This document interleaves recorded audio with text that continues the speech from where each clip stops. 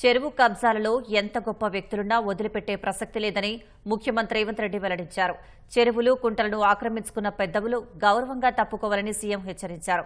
హైదరాబాద్లోని తెలంగాణ పోలీస్ అకాడమీలో జరిగిన పాసింగ్ అవుట్ పరేడ్కు ముఖ్య అతిథిగా సీఎం రేవంత్ హాజరయ్యారు. అకాడమీలో శిక్షణ, మెరుగైన ప్రదర్శన చేసిన వారికి సీఎం మెడల్స్ అందించారు. హైదరాబాద్లోని పోలీస్ అకాడమీలో పాసింగ్ అవుట్ పరేడ్ ఘనంగా సాగింది. 145 మంది మహిళలు సహా 547 మంది ఎస్ఐలు శిక్షణ పూర్తి చేసుకున్నారు. మెరుగైన ప్రదర్శన కనబరిచిన వారికి సీఎం మెడల్స్ అందించారు. సమాజంలో శాంతి భద్రతల పరిరక్షణకు, ప్రజా జీవనాన్ని మెరుగుపరిచేలా కృషి చేయాలని ఎస్ఐలకు డీజీపీ జితేందర్ సూచించారు. రాష్ట్రంలో వ్యసనాలకు అవకాశం ఉండదన్న సీఎం మత్తు పదార్థాలపై ఉక్కుపాదం మోపాలని కొత్త ఎస్ఐలకు సూచించారు.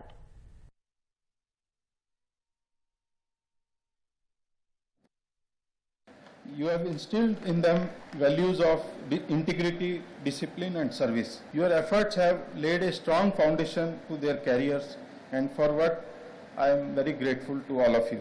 As a head of the police, we assure the community that these officers are well prepared to face the challenging ahead. They are committed to serving with honor, integrity and professionalism. Today, we all work towards a safer and more secure society. All the officers have been trained well in cyber security prevention and detection. They have been exposed to investigation in narcotics crime, and they have been exposed to financial crimes and regular law and crime.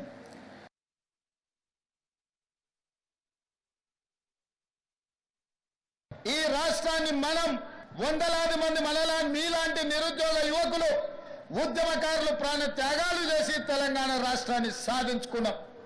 ఈ సాధించుకున్న రాష్ట్రంలో వ్యసనాలకు తావు ఉండకూడదు.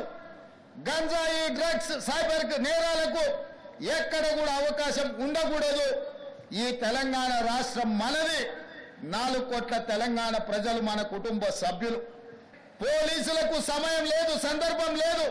ఏ సమస్య వచ్చినా, వరదలు వచ్చినా, కరువు వచ్చినా, లేకపోతే భూకంపాలు వచ్చినా, శాంతి భద్రతల సమస్యలు వచ్చినా, లేదా మత కలహాలు వచ్చినా, ఆర్థికపరమైన నేరాలు జరిగినా, ఏవి జరిగినా ముందు బాగానే ఉండి ఆ సమస్యల మీద పోరాటం చేసేది పోలీసు సిబ్బంది, పోలీసు విభాగం. అందుకే నేను మీతో పంచుకున్నది ఇది ఉద్యోగం కాదు, ఇది ఒక భావోద్వేగం.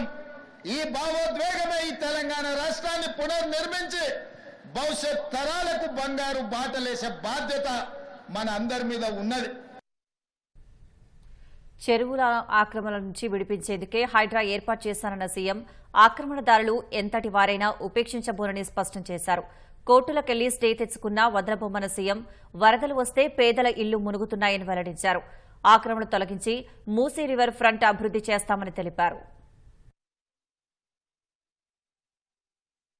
ఒకనాడు ఎక్కడి నుంచి హైదరాబాద్ నగరానికి తాగునీళ్లు వచ్చేది కాదు. ఉస్మాన్ సాగర్, హిమాయత్ సాగర్ నుంచే లక్షలాది మంది హైదరాబాద్ బిడ్డలకు తాగడానికి నీళ్లు ఇచ్చారు. హైదరాబాద్ దాహార్తిని తీర్చిన ప్రాజెక్టులు గండిపేట, హిమాయత్ సాగర్. ఇలాంటి ప్రాజెక్టుల చుట్టూతా బాగా సంపాదించుకున్న వాళ్ళు, ఆగర్భ శ్రీమంతులు ఫామ్ హౌజులు కట్టుకున్నారు. వాళ్ళు ఫామ్ హౌజులు కట్టుకుంటే మనకు అభ్యంతరం లేదు. వాళ్ళు సంతోషంగా ఉండడమే మనకు కావాల్సింది. కానీ ఆ ఫామ్ హౌజులలో ఉన్న డ్రైనేజ్ కనెక్షన్ లేదు. వాళ్ళ డ్రైనేజ్ తీసుకొచ్చి గండిపేట నీళ్ళలో కలిపిండ్రు. వాళ్ళు వాడిన డ్రైనేజ్ నీళ్లు గండిపేట నీళ్ళలో కలిస్తే ఆ నీళ్లు తాగడానికి నగరానికి ఇస్తున్నాం. నేను అడుగుతున్న మిత్రులారా, ఇవాళ మీరు చెప్పండి, ఎవరో బలిసినోడు కట్టుకున్న ఫామ్ హౌస్ డ్రైనేజ్ నీళ్లు గండిపేట తాగు నీళ్ళలో కలుస్తుంటే ఆ నీళ్ళని నగర ప్రజలకు తాగడానికి ఇస్తే ముఖ్యమంత్రిగా నేను వైఫల్యం చెందినట్టు కాదా? ఒక్కసారి ఆలోచన చెయ్యండి. భవిష్యత్ తరాలకు అందించాల్సిన బాధ్యత చెరువులు, కుంటలు, నాలాలను ఎవరెవరో ఆక్రమించుకుంటే వాళ్ళ ఆక్రమణలో చెరబడితే ఇవాళ నగరం మీద ఉప్పెనై వరదలు వస్తున్నాయి. ఆ వరదలు ఎక్కడికి వెళ్తున్నాయి? బస్తీలో ఉన్న పేదోళ్ళ ఇళ్లకు పోతున్నాయి. పేదోళ్ళు జీవితకాలం కష్టపడి సంపాదించుకున్న ఫ్రిడ్జ్, టీవీ, మంచము, బట్టలు, కట్టుకున్న బట్టలతో సహా అర్ధరాత్రి పూట వాళ్ళ ఇళ్లకు నీళ్లు వస్తే తడిసి ముద్దయి అనాథలాక రోడ్డు మీద నిలబడాల్సిన పరిస్థితులు వచ్చినాయి. మున్నేరు వాగు పక్కన ఖమ్మంలో అయినా, వరంగల్ జిల్లాలో అయినా, హైదరాబాద్ నగరంలో అయినా, కృష్ణానది ఒడ్డున మునిగే ప్రాంతాలైనా దుర్మార్గులు ఆక్రమించుకున్న చెరువుల వల్లనే ఇవాళ వరదలు వస్తున్నాయి. అందుకే హైడ్రాను ప్రారంభించినాం.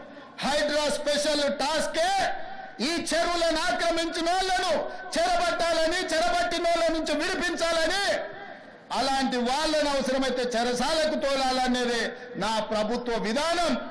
అందులో ఎంత గొప్ప వ్యక్తులున్నా, ఎంత మహామహులున్నా వాళ్ళు చెరువులను వదలక తప్పదు.